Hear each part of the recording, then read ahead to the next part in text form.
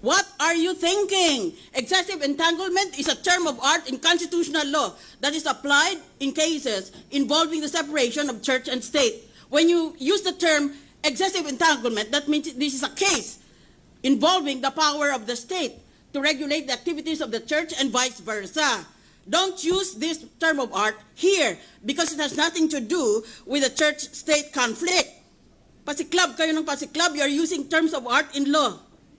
Pwede ba? Sabihin nyo na lang, he was so close, therefore he could no longer maintain the independence or the cold neutrality of an impartial judge. Ganun na lang. Huwag na kayong gamit pa ng kung ano-anong salita sa constitutional law.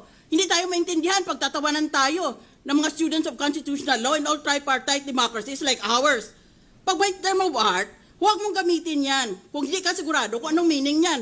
Kaya tayo tumatagal dito eh. This is all taking a toll on my physical condition. I have to make that of record.